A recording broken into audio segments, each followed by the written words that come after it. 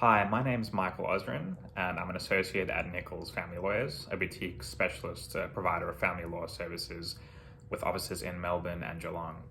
Today, we're going to talk about the role of gets in divorce and their recognition under Australian law. So, first of all, what is a get? In Jewish religious law, a get is a document that serves to formally end the marriage and allows both parties to remarry freely.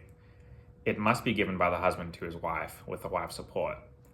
The get is a 12-line handwritten document prepared by a professional scribe under the supervision of a rabbinic court, which is called a bet din, and signed by two witnesses. The document states that the husband willingly and unconditionally releases the wife from the marriage bond. A get does not assign responsibility or fault.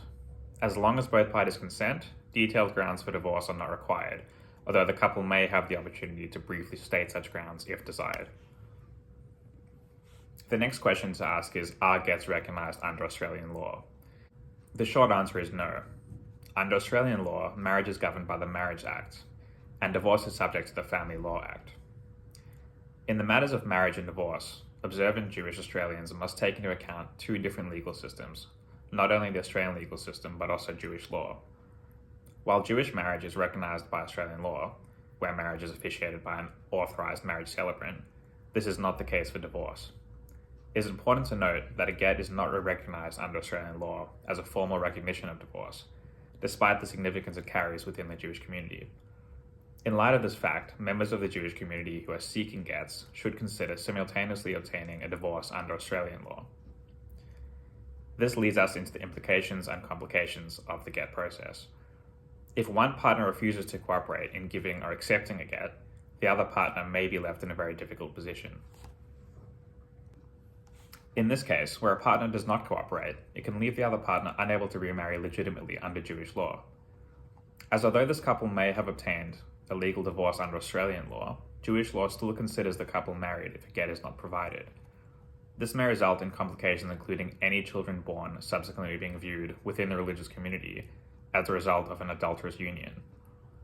Although the rabbinical courts in Israel have certain powers to issue religious sanctions on parties who refuse to agree to the provision of a get, the Rabbinical Council of Australia and New Zealand are far more limited in its powers. So what happens when disputes make their way into the Australian legal system? Disputes surrounding religious traditions and customs raise questions as to whether Australian courts have the power to enforce these customs and religious laws. The approach by the family court judges has changed over time. In certain cases, relief has been granted by the inclusion of get clauses in orders imposed by the court. For example, in the older unreported case of Guizada and Burr, 1982, the family court ordered the recalcitrant wife to appear before the Melbourne bet din so that the process for obtaining a get could progress. However, recent case law demonstrates a growing reluctance of the court to intervene in religious matters. In the case of Idelson and Idelson, 2017, the husband was seeking an order to force the wife to accept and effectively grant a get. The court recognized the potential constitutional issues that could arise from making such an order, particularly in relation to the prohibition against making laws concerning religious practice, finding similar orders unconstitutional and therefore outside the court's jurisdiction.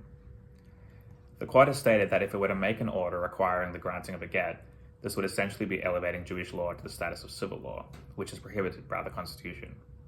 Further, if a get is obtained by duress, it is void under Jewish law, so making an order compelling a party to give or receive a get would be nonsensical. At Nichols Family Lawyers, we understand the nuances of religious considerations in divorce and can offer tailored advice to individuals within the Jewish community regarding the complex intersection between Jewish and Australian law.